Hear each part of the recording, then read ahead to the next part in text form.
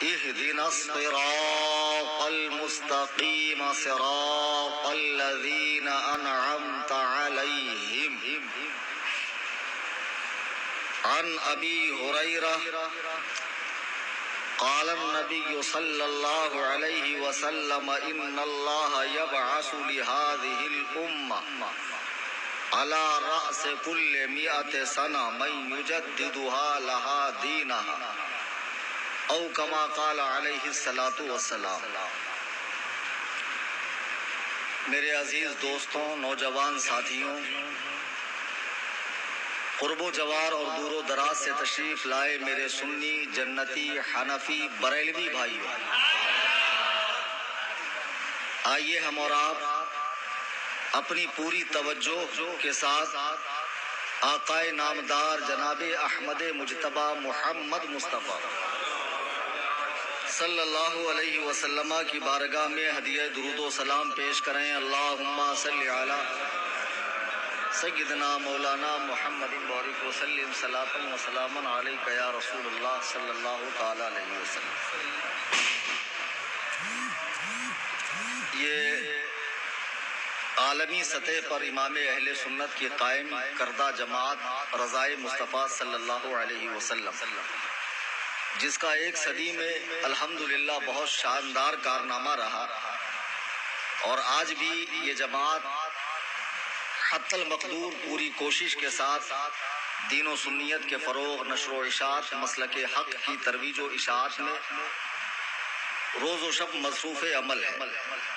یہ تنظیم ہی جماعت رضائے مصطفیٰ ہی کا ہفتہ واری اجتماع ہے جس میں آپ تشریف لائے۔ یہ غالباً ہر ہفتہ ہوتا ہے، اور اس میں ممبئی شہر کے اور باہر کے بھی علماء کرام تشریف لا کر اپنے زرعی خیالات سے آپ حضرات کو نوازتے ہیں۔ اور اس میں ایک اچھا اہتمام یہ بھی ہوتا ہے کہ مسئلے مسائل کا دور چلتا ہے، جو کہ بہت ضروری ہے۔ ایک مسلمان کو یہ پتہ ہونا چاہیے کہ مجھ کو اللہ کی جانب سے مجھ پر جو عبادات فرض ہے وہ مجھے کس طریقے سے ادا کرنی چاہیے۔ شاید آج یہی وجہ ہے کہ ہم لوگ نماز پڑھتے ہیں، لیکن نماز کی کیفیت یہ ہے کہ ہر بھولی ہوئی بات ہمیں نماز میں یاد آتی ہے، حتیٰ کہ بعض لوگ ہفتے بھر کا سارا کے سارا حساب کتاب نماز کی حالت میں کر لیتے ہیں۔ تو اس کی وجہ یہ ہوتی ہے کہ لوگوں کا وضو صحیح نہیں ہوتا، غسل صحیح نہیں ہوتا، استنجا کے آداب نہیں معلوم ہے، اور بہت باریکیاں ہیں جو مجھ سے پہلے ایک صاحب ارشاد فرما رہے تھے، جو اب تشریف نہیں رکھتے ہیں، تشریف لے گئے۔ ہمارے ساتھ اکثر ایسا ہوتا ہے کہ شاعر صاحب اپنا کلام سنا کے نکل جاتے ہیں، ہم سے پہلے کے مقرر صاحب وہ اپنا بیان فرما کر تشریف لے جاتے ہیں۔ بہرحال آپ حضرات کی محبت کی آپ تشریف نہیں لے گئے، بیٹھے رہے، اور انشاءاللہ آخر تک آپ بیٹھے رہیں گے۔ حضرات گرامی وقار، میں نے قرآن مجید برہان رشید کی جو آیت کریمہ پڑھی وہ اتنی مشہور، اتنی معروف ہے کہ آپ میں کا ہر شخص اسے پڑھنا جانتا ہے۔ سورۃ الفاتحہ کی آیت کریمہ، ترجمہ بھی آپ جانتے ہیں ماشاءاللہ۔ اہدنا الصراط المستقیم، اے اللہ چلا ہمیں سیدھا راستہ، صراط الذین انعمت علیہم، ان لوگوں کا راستہ جن پر تو نے اپنا انعام فرمایا، جنہیں اپنا مقرب بنایا ہے، قریبی بنایا ہے، اپنے فضل و کرم سے جن کو تو نے نوازا ہے۔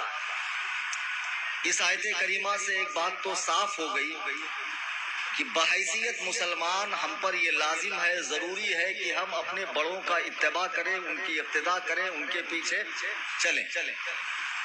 ہمارے بمبئی میں ایک فرقہ ایسا بھی پایا جاتا ہے کہ جو بہت زیادہ قرآن اور حدیث سمجھنے کا دعوے دار ہے، اور حال یہ ہے کہ اسی سورہ کو پڑھنے کے لیے اتنا زور دیتے ہیں، اتنا زور دیتے ہیں، کہتے ہیں سب کو پڑھنا پڑے گا ورنہ نماز ہی نہیں ہوگی۔ حالانکہ سب جانتے ہیں کہ سورۃ الفاتحہ نماز کی حالت میں صرف امام کو پڑھنی ہے یا اکیلے نماز پڑھنے والے مقتدی کو پڑھنا ہے سورہ فاتحہ؟ جی نہیں۔ اگر مقتدی سورہ فاتحہ امام کے پیچھے پڑھ لے تو نماز نہیں ہوگی، گنہگار ہو جائے گا۔ سختی کے ساتھ منع فرمایا گیا۔ تو جو لوگ سورہ فاتحہ پڑھنے پہ اتنا زور دیتے ہیں وہ اس آیت کریمہ کو سمجھ لیں کہ اللہ تعالیٰ اس میں صاف طور پہ ارشاد فرما رہا ہے کہ مسلمانوں کو چاہیے کہ انعام یافتہ جماعت کی پیروی کریں، تقلید کریں۔ اس آیت کا پیروی اور تقلید کے سوا اور کوئی معنی نہیں۔ راجح قول یہی ہے کہ اس سے مراد یہی ہے کہ سلف صالحین کا اتباع کیا جائے۔ آج ہم لوگوں کی یہ جو نشست ہو رہی ہے، یہ جو اجلاس ہو رہا ہے، ایک عالم اسلام کی عظیم اور عبقری شخصیت جسے سنیوں کا بچہ بچہ جانتا ہے، اعلیٰ حضرت امام اہل سنت، ان کا عرس پاک مرکز اہل سنت میں بڑے تسک و احتشام کے ساتھ منایا جا رہا ہے۔ جو لوگ مرکز نہیں پہنچے ہیں ان کے لیے جماعت رضائے مصطفیٰ کی طرف سے یہ عرس پاک کی محفل رکھی گئی۔ اعلیٰ حضرت امام اہل سنت کا 104 سالہ عرس پاک ہے، اور اسی عرس پاک کی مناسبت سے آج کی یہ محفل رکھی گئی۔ اعلیٰ حضرت کون ہے؟ کوئی سمجھ رہا ہے اعلیٰ حضرت بہت بڑے شاعر ہیں، کوئی سمجھ رہا ہے کہ اعلیٰ حضرت بہت بڑے صرف عالم ہیں، کسی کے خیال میں اعلیٰ حضرت بہت بڑے مفتی ہیں، کسی کے خیال میں اعلیٰ حضرت کچھ ہیں، کچھ صاحبان کہہ رہے ہیں کہ اعلیٰ حضرت صوفی نہیں ہے، کوئی کچھ کہہ رہا ہے، کوئی کچھ کہہ رہا ہے۔ حقیقت یہ ہے کہ 1 صدی سے اعلیٰ حضرت پر کام ہو رہا ہے، اور ابھی تک کما حقہ اعلیٰ حضرت پر کام نہیں ہو سکا، اور اعلیٰ حضرت کو سمجھنے کے لیے صدیاں بیت جائیں گی۔ جب ان کی ذات کے انوار و تجلیات بکھرنے شروع ہوں گے اور تہ در تہ اعلیٰ حضرت کے علوم کے حقائق جب لوگوں کے سامنے آئیں گے تو لوگ اور ششدر ہوں گے، پریشان ہوں گے کہ یہ کیسی اللہ نے شخصیت پیدا فرما دی ہے کہ جس کو مکمل سمجھا نہیں جا سکتا۔ اعلیٰ حضرت امام اہل سنت رضی اللہ تعالی 14ویں صدی ہجری کے مجدد کیا ہوتا ہے؟ اللہ تعالیٰ نے اپنے دین کو لوگوں تک پہنچانے کے لیے حضرت آدم سے جناب رسول کریم تک انبیاء و مرسلین کو بھیجا۔ ہمارے آقا علیہ الصلوۃ والسلام جب دنیا آب و گل میں تشریف لائے تو بحیثیت خاتم آئے، یعنی آخر الانبیاء کی حیثیت سے آئے۔ اب پہلے جو کام تھا نبیوں کا لوگوں تک اللہ کا دین پہنچانا، اللہ کی طرف بلانا، میرے آقا علیہ الصلوۃ والسلام جب دنیا میں تشریف لائے تو خاتم الانبیاء کی حیثیت سے آئے۔ اب آقا کے بعد قیامت تو کوئی نبی نہیں ہے، اب یہ کام آقا علیہ الصلوۃ والسلام کے امت کے ذمہ دار لوگوں کو سونپا گیا۔ جیسے صحابہ کرام نے حضور کا پیغام دنیا کے کونے کونے میں پہنچایا، صحابہ کے بعد کی جو مقدس جماعت ہے حضرات تابعین، یعنی صحابہ کا اتباع کرنے والے، جن میں سر فہرست ہمارے اور آپ کے آقا و مولا امام الائمہ سراج الامہ کاشف الغمہ سیدنا امام اعظم ابو حنیفہ نعمان بن ثابت رضی اللہ تعالیٰ عنہ کی ذات مبارکہ ہے۔ امام اعظم ابو حنیفہ کا اس پوری امت مسلمہ پہ اتنا بڑا احسان ہے کہ اللہ دین دینے والا، حضور دین لانے والے، صحابہ دین پھیلانے والے، لیکن اس دین کو جو لکھوانے والے ہیں سب سے پہلے وہ امام اعظم کی ذات ہے۔ سبحان اللہ، سبحان اللہ، جنہوں نے بکھرے ہوئے دین کو کتابی شکل عطا فرمائی، مدون فرمایا، اور 12,93,000 مسائل قرآن و سنت سے اور اپنے قیاس صحیحہ سے بیان فرمائے، اور رہتی دنیا تک کے لیے امت کے لیے آسانیاں پیدا فرمائی۔ اور جب حضور علیہ السلام کے بعد سلسلہ نبوت و رسالت اور وحی کا سلسلہ بند ہو گیا تو حضور علیہ السلام کے امت کے علماء ہر دور میں اٹھنے والے فتنوں کا مقابلہ کرنے لگے۔ ابھی جو میں نے آیت کریمہ کے بعد حدیث پاک پڑھی وہ مسند سنن ابی داؤد کی حدیث پاک ہے، ابو داؤد شریف کی حدیث ہے، جس کے راوی حضرت ابو ہریرہ ہے کہ اللہ کے نبی علیہ السلام فرماتے ہیں کہ اللہ تعالیٰ میری امت میں ہر صدی میں ایک ایسے شخص کو بھیجے گا جو لوگوں کے لیے ان کے دین کو تر و تازہ کرے گا۔ سبحان اللہ، نیا دین نہیں پیش کرے گا، نیا مسلک نہیں پیش کرے گا۔ آج جو لوگ کم عقلی کی بنیاد پر مسلک اعلیٰ حضرت کو پانچواں مسلک اور رضا خانی وغیرہ جیسی باتیں کرتے ہیں، ان کو اس حدیث پاک سے سبق حاصل کرنا چاہیے کہ اللہ کے نبی فرماتے ہیں کہ اللہ تعالیٰ میری امت میں ہر صدی میں ایک بندے کو پیدا فرمائے گا جو لوگوں کے لیے دین کو ترو تازہ کرے گا. مثال کے طور پر کوئی ہیرا ہے, اس ہیرے پہ اگر مٹی جم جائے تو مٹی کے جمنے سے ہیرے کی چمک جو ہے وہ نظر نہیں آتی ہے. اس کا مطلب یہ نہیں ہے کہ ہیرے کی حقیقت ختم ہو گئی, اس کا وجود ختم ہو گیا. نہیں, مٹی ہٹا دو, ہیرا دوبارہ چمکنا شروع کرے گا. ایسے ہی اعلیٰ حضرت امام اہل سنت کے دور میں دین پر شب خون مارنے والے پیدا ہوئے, دین کی شکل و صورت بگاڑنے والے پیدا ہوئے, دین میں تحریف و ترمیم کرنے والے پیدا ہوئے. تو اللہ نے اس دین کے ہیرے پر جو مٹی پڑ رہی تھی اسے ہٹانے کے لیے بریلی کے شہر میں امام احمد رضا کو پیدا فرمایا. سبحان اللہ, سبحان اللہ. یہ کوئی نیا کام ہے؟ یہ کام اعلیٰ حضرت سے پہلے بھی مجددین نے کیا. حضرت شاہ عبد العزیز محدث دہلوی ہندوستان میں جب شیعت اپنے پورے شباب پر تھی اور شیعت اہل سنت و جماعت میں ضم ہو کر مسلمانوں کے عقائد کو خراب کرنے کے لیے پر توڑ رہی تھی, اللہ نے خاندان ولی اللہ میں حضرت شاہ عبد العزیز محدث دہلوی رحمہ اللہ کو پیدا فرمایا, جنہوں نے ایک ایسی عظیم کتاب لکھی تحفہ اثنا عشریہ, جس نے شیعت کو زمین دوز کر دیا اور شیعت کا پورا ستیہ ناش ہو گیا. آپ سے بھی پہلے بزرگان دین نے جب دین پر کوئی حملہ ہوا ہے, ہر فرعون کے مقابلے میں ایک موسیٰ کو اللہ نے پیدا فرمایا. سبحان اللہ, سبحان اللہ. میں ساری تاریخ اگر آپ کو بتاؤں, میں حضرت آدم سے بتا دوں گا تو کئی راتیں نا کافی. حضور سے بھی اگر بتانا شروع کروں کہ میرے آقا کے تشریف لے جانے کے بعد نبی علیہ السلام نے جو صحابہ کو دین خالص دیا تھا, اس دین خالص کے ساتھ کیسا کھلواڑ ہوا, کیسی موضوع روایات اور من گھڑت احادیث اس امت کے سامنے پیدا کی گئی. اگر اللہ محدثین کی جماعت کو پیدا نہ کرتا تو رب کعبہ کی قسم حضور کا کلام ان مفتیوں کے ہاتھوں محفوظ نہ رہتا, آج حدیث کا خزانہ ہمیں نہ ملتا. محدثین نے حدیث پر محنت فرمائی, فقہا نے ان احادیث سے مسائل کا استخراج کیا کہ ان حدیث سے کیا کیا مسائل نکلتے ہیں. اگر اللہ فقہا کی یہ جماعت کو, امام اعظم ابو حنیفہ کو نہ پیدا فرماتا تو تم مسجد میں آنے سے پہلے وضو کرنے کے لائق بھی نہ ہوتے. ابھی یہ جو مسائل بتا رہے تھے کس کتاب سے بتا رہے تھے؟ قانون شریعت. یہ کتاب ایک حنفی عالم نے لکھی ہے, گھر سے لکھی ہے. امام اعظم کے بتائے ہوئے مسائل کو لکھا ہے, اور امام اعظم کے بتائے ہوئے مسائل کتنے وسیع ہے. اگر تمہیں دیکھنا ہے تو اعلیٰ حضرت کی 30 جلدوں میں موجود فتاوی رضویہ کو دیکھو, یہ فقہ حنفی کا انسائکلوپیڈیا ہے. صبح قیامت تک اس کی نظیر نہیں مل سکتی ہے. امام اعظم ابو حنیفہ کی ذات کو سمجھنا ہے تو فتاوی رضویہ شریف کا مطالعہ کرو. سبحان اللہ, سبحان اللہ. اس ہندوستان میں ایسا کئی بار ہوا پہلے بھی کہ صاحب ایک کرنے والی پالیسی آئی. یہ آج ہی نہیں ہے کہ کینیڈا کے مجدد نے شربت شراب گڑ گوبر سب کو ایک کرنا چاہا. یہ ایسا پہلے بھی ہوا. بادشاہ اکبر وہ ایک نیتا, اسے سب کی ہمدردی اور سب کا ساتھ چاہیے. اس نے دین الہی کے نام سے فتنہ بنایا. اس دور میں اللہ نے مجدد الف ثانی, جن کا عرس اسی مہینے کی 28 تاریخ کو ہوتا ہے, اور دوسرے مجدد سیدنا امام اعلیٰ حضرت امام احمد رضا خان, ان کا 25 صفر المظفر کو حضرت مجدد الف ثانی نے دین الہی کے مقابلے میں اٹھ کھڑے ہوئے اور اکبر کے دین الہی کی دھجیاں اڑا دی.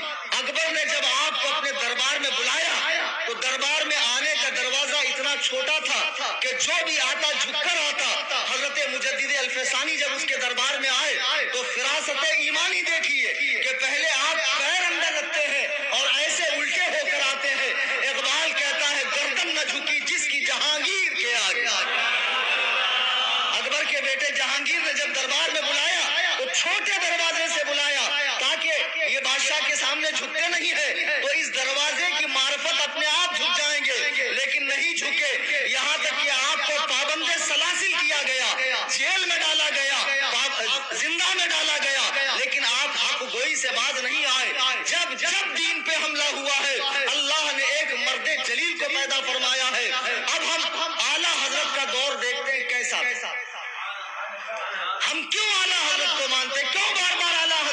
عبادت کرتے ہیں.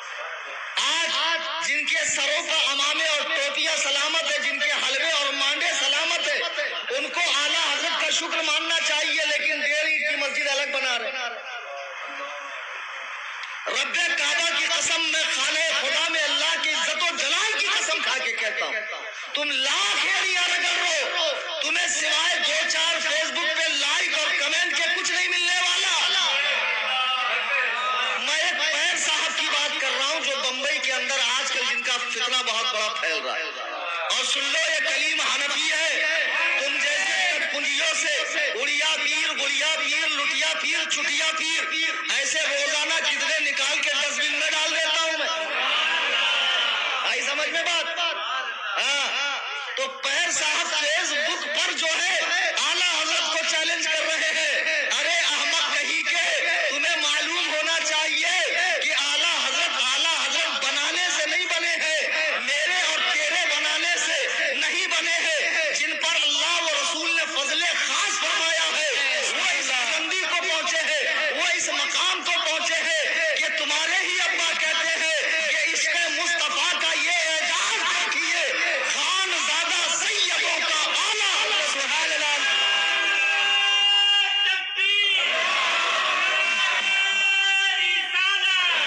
نعرے کم لگے، نعرے کم لگے. مجھے نکلنا ہے. اعلیٰ حضرت سے چڑو مت. کوئی مسئلہ نہیں سمجھ میں آ رہا، اللہ کی قسم لوگوں کو گمراہ مت کرو. چاہ کر بھی تم اس مقام کو نہیں پہنچ سکتے ہو. پیروں میں بانس لگانے سے کوئی بڑا نہیں ہوتا ہے کہ میں بہت بڑا ہو جاؤں گا، مقابلے کا ہو جاؤں گا.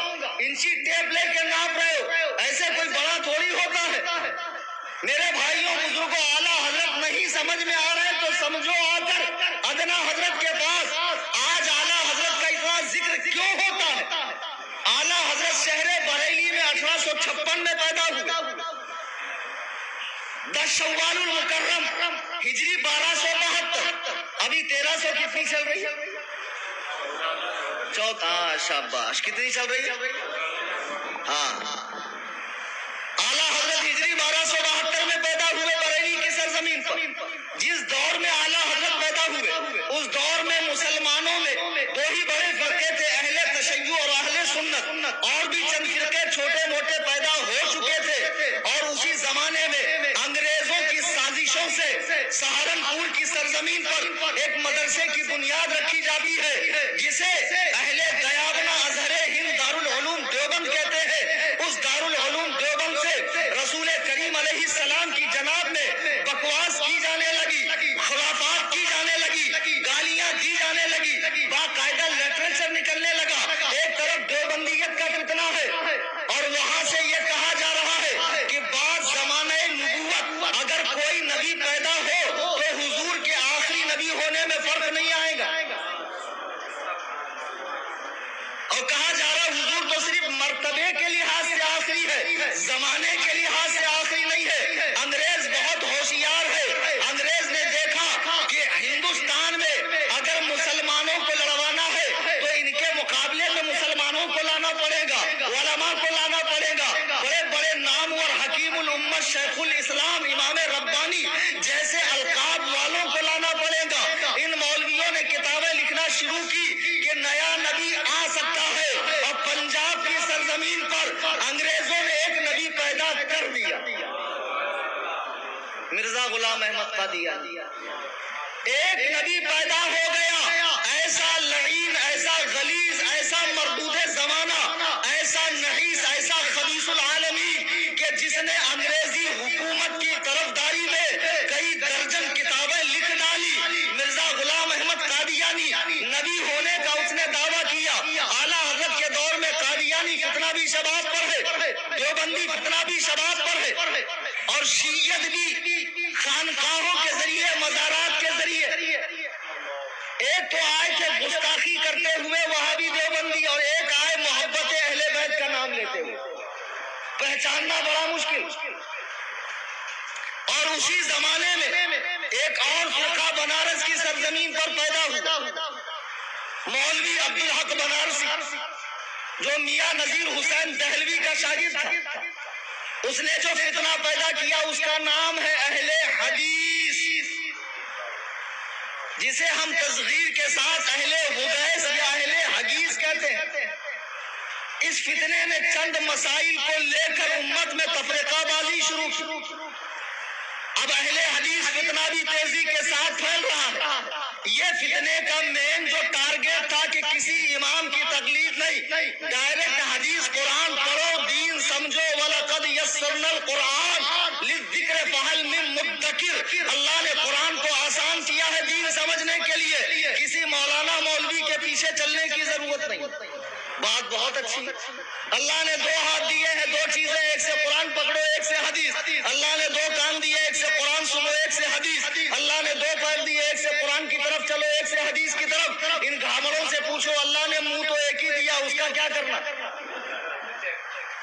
اس سے امام اعظم ابو حنیفہ پہ بھونکنا تو یہ فرقہ بنارس کی سرزمین پر پھیلا، پھر نواب صدیق حسن خاں بھوپالی اور وحید الزماں حیدرآبادی، ان لوگوں نے اس کی پشت پناہی کی۔ پھر نیچری فرقہ پیدا ہوا، اہل قرآن فرقہ پیدا ہوا۔ اب جو نہ حدیث کو مانتا ہے نہ فقہ کو مانتا ہے، ڈائریکٹ قرآن کو مانتا ہے۔ غرض کے کئی فرقے پیدا ہو گئی، کئی فتنے پیدا ہو گئے۔ اب امت مسلمہ پریشان ہے، بارے الہ ہم جائیں تو کہاں جائیں؟ ہمارے ایمان کا کوئی محافظ پیدا فرما، ہمارے لیے کوئی رہنما اور مددگار پیدا فرما۔ اللہ نے امت مسلمہ کی فریاد رسی کو سنا اور اس امت پر رحم فرماتے ہوئے بریلی کی سرزمین پر مولانا نقی علی خان کے گھر میں ایک بچہ پیدا ہوتا ہے جس کو دنیا امام احمد رضا خان کہتی ہے۔ یہ بچہ 13 سال 10 مہینہ 4 دن کی عمر میں تمام علوم مروجہ کو حاصل کر لیتا ہے اور پہلا فتویٰ لکھ کر اپنے ابا جان کو دکھایا جاتا ہے۔ ابا جان نے دیکھا فتویٰ صحیح ہے تو اپنی مسند ارشاد بچے کے حوالے کر دی۔ اب یہاں سے ان کے دین کے کام کا آغاز ہوتا ہے تو 55 سال تک اعلیٰ حضرت نے خدمت دین فرمائی۔ آج جو چادر چور مجاور اعلیٰ حضرت پہ بھوگتے ہیں، یہ اجمیر شریف میں اعلیٰ حضرت کا سلام پڑھ لو، ان کی لنکا میں آگ لگ جاتی ہے۔ کیوں بھائی؟ تمہیں اعلیٰ حضرت سے چڑ کیوں ہے؟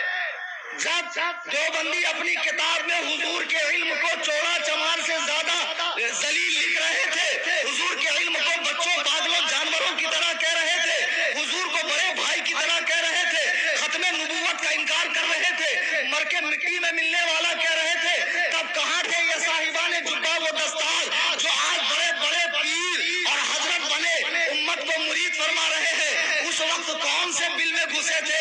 تنے تنہا میرا امام ان باطل فرقوں کے مقابلے میں آتا ہے اور آپ کے قلم سے 1300 کتابیں منصع شہود پر آتی ہے اور ہر فرقے کے رد میں آتی ہے۔ جو عظمت رسالت پہ ڈاکہ ڈال رہے تھے، جو انبیاء علیہ السلام کی عصمت پہ ڈاکہ ڈال رہے تھے، جو اہل بیت نبوت پر ڈاکہ ڈال رہے تھے، جو صحابہ کرام پر بھونک رہے تھے، جو اولیاء امت پر غلاظتیں بک رہے تھے، اعلیٰ حضرت نے ان سب کا تعاقب فرمایا ہے۔ مجدد کا کام کیا ہوتا کہ دین میں جو باتیں گھس گئی ہیں نئی اسے نکالنا، اور جو باتیں دین میں تھی اور اسے نکالا جا رہا تھا تو اسے دین میں رکھنا، اسے دین ثابت کرنا۔ اعلیٰ حضرت کے دور میں کیا ہو رہا تھا کہ ہر چیز کو شرک بدعت حرام ناجائز کہہ کر دین سے نکالا جا رہا تھا۔ سرکار پر صلاۃ و سلام پڑھنا، نام اقدس پہ انگوٹھے چومنا، قیام تعظیمی کرنا، دور و نزدیک سے پکارنا، اولیاء اللہ کی قبور پر حاضری دینا، انبیاء و اولیاء سے استعانت کرنا، ان چیزوں کو شرک و بدعت حرام و ناجائز کہہ کر مٹایا جا رہا تھا۔ اعلیٰ حضرت نے ان کا دین ہونا ثابت کیا، اور جو لوگ دین میں نئی بدعات و خرافات گھیر رہے تھے، اعلیٰ حضرت نے ان تمام بدعات کا رد کیا۔ اب ظاہر سی بات ہے کہ دونوں کو تکلیف ہوگی۔ ایک طرف وہابی دیوبندیوں کو بھی اعلیٰ حضرت سے پرابلم ہے کیونکہ اعلیٰ حضرت نے ان کا کالا چٹھا کھول دیا، لیکن یہ اپنے والوں کو کیا ہو گیا؟ تو یہ اپنے والوں کو یوں ہوا کہ ان کی دکانیں بند ہو رہی تھی، اعلیٰ حضرت نے مزار پہ کیسے حاضری دی جائے بتائیں؟ اب اگر اس حساب سے حاضری دوں گے تو پھر انگوٹھی بکیں گی کیسے الگ الگ دھات کی؟ وہ ناڑے گھوڑے بکیں گے کیسے؟ وہ چادر ریٹرن کیسے آئیں گی دکان پر؟ جو کالا بازاری چل رہی ہے وہ چلیں گی نہیں۔ اب وہاں تو سارے لوگ جاتے ہیں، اعلیٰ حضرت فرمائیں کہ خالص مسلمان آئے تو 50% تو یہی کٹ گئے، مزارات پہ عورتیں نہ جائیں۔ اب اعلیٰ حضرت کو فالو کرنے لگے تو گلیاں سنسان پڑ جائیں گی، دکان چوپٹ ہو جائیں گی، لیکن آخرت بن رہی ہے وہ نہیں سوچ رہا، اس کو آخرت کی فکر نہیں ہے۔ یہ سکڑا کہتا ہم دعا کریں گا، یہ بیٹھا ہوا مزار پر یہ 12 سنگا کہتا ہم دعا کریں گا۔ مردود کہیں کہ تو وکالت نامہ لکھا کے لایا کہ تو دعا کرے گا، پوہڑ کہیں کہ تیرے پاس کوئی ڈگری ہے کہ اللہ تعالیٰ تیری دعا کرے گا؟ اللہ تعالیٰ میرے غریب نواز کے آستانے پر آنے والے ہر شخص کی دعا کو قبول فرما لیتا ہے۔ آج ان پیروں نے جو بوال مچا رکھا ہے بمبئی میں، اچھے خاصے سنی، سال در سال اضافہ ہو رہا ہے، کھٹملوں کی تعداد میں کوئی نیا سینہ پیٹ رہا ہے، لوہے لگا رہا ہے، مرثیے پڑھ رہا ہے۔ محرم میں طرح طرح کی بدعات سنیوں میں آ گئے، گوشت نہیں کھانا چاہیے، بیوی کے پاس نہیں جانا چاہیے، چپل نہیں پہننا چاہیے، بال نہیں کاٹنا چاہیے۔ تم نے کیا دین کا مذاق بنایا؟ میں نے کل ہی اس پر احمد آباد میں تقریر کی کہ واقعہ کربلا کے بعد اگر روئے زمین پر اس واقعے کا سب سے زیادہ کسی کو درد ہوا تو وہ امام عالی مقام کے بیٹے امام زین العابدین کو ہوا۔ ہم ان کی زندگی دیکھیں گے، کیا انہوں نے اس طرح کی باتیں کی؟ امام باقر نے، امام جعفر صادق نے، امام موسیٰ کاظم نے جب نہیں کی تو تم کون ہوتے ہو جو اس طرح دین میں بدعات پیدا کرنے والے؟ آج کل یہ بدعاتیوں کا ٹولہ نوجوانوں کو اتنا جری کر رہا ہے کہ جس کے چہرے پر داڑھی نہیں ہے، جو گانجے کا سٹا مار کے رات دن فائر رہتا ہے، وہ ہوٹلوں پہ کھڑے ہو کر، پان پٹی پہ کھڑے ہو کر صحابہ کی عدالت لگا رہا ہے کہ فلاں منافق ہے، فلاں جہنمی ہے، فلاں ایسا ہے، فلاں ویسا ہے، تیری ماں تجھ پر روئے۔ اور بدبخت تو ایک سنترے پیر کی بات مان کر صحابی پر بھونکتا ہے۔ صحابی کسے کہتے ہیں؟ جس نے مصطفیٰ کریم کے چہرے انور کو ماتھے کی آنکھوں سے دیکھا ہو اور ایمان کی حالت میں فوت ہوا ہو۔ اللہ کے نبی فرماتے ہیں جہنم کی آگ اس شخص کو نہیں چھوئے گی جس نے مجھے دیکھا یا میرے دیکھنے والوں کو دیکھا۔ درود پاک پڑھیے، اللہم صلی اللہ۔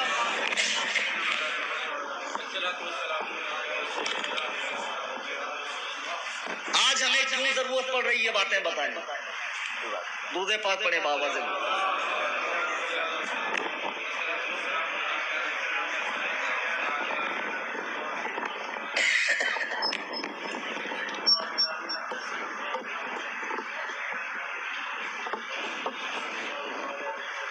بہت افسوس ہوتا، میں بھی بامبے کا ہوں، میری بھی پیدائش بامبے کی ہے، پلا بڑا بامبے میں۔ اچھے خاصے سنیوں کو جب میں دیکھتا ہوں کہ حالت بگڑ گئی، نوجوان بچے جری مری، گوونڈی، مومرا، بھنڈی بازار اور کچھ سلم ایریاز، چوپڑ پٹی کے علاقے، رات میں 12-1 کے بعد سارے کھڑے رہیں گے۔ شیعہ بہت خوش ہے، ہیپی، ہمارا کام بنا محنت کیے ہو رہا ہے۔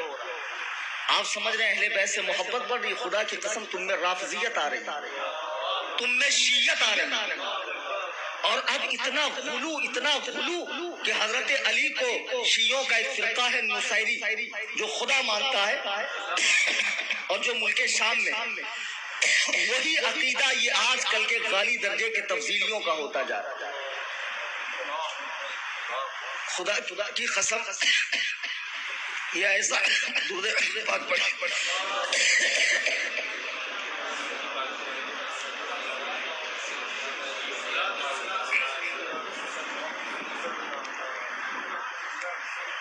میں ان تمام بچوں سے جو اس طرح کے پیروں سے جڑے ہوئے ہیں، ذرا یہ تو دیکھیں کہ پیر ہوتا کیسا ہے، جو آج ولی بن کر تمہارے گھروں میں مزے سے 72 قسم کے آئٹم ٹھوستے ہیں اور خود بھی نماز روزے سے فارغ ہے، آپ کو بھی نماز روزے سے فارغ کرتے اور جنت کی ٹکٹیں بانٹتے ہیں۔ خدا کی قسم کل قیامت میں تم دیکھو گے ان کی کیا ٹھکائی ہوگی. یہ تمہیں جنت بانٹیں گے. بتاؤ 7 طبق آسمان اور 7 طبق زمین میں میرے آقا سے بڑا کوئی پیر ہے کہ جب میرے آقا علیہ الصلوۃ والسلام نے مرض الموت میں نماز کو فراموش نہیں فرمایا. صحیح بخاری کی روایت ہے کہ حضرت ابو بکر و عمر سرکار کو مسجد میں لے کر آئے اور اس عالم میں حضور نے نماز ادا فرمائی اور فرمایا جعلت قرۃ عینی فی الصلاۃ، نماز میرے آنکھوں کی ٹھنڈک.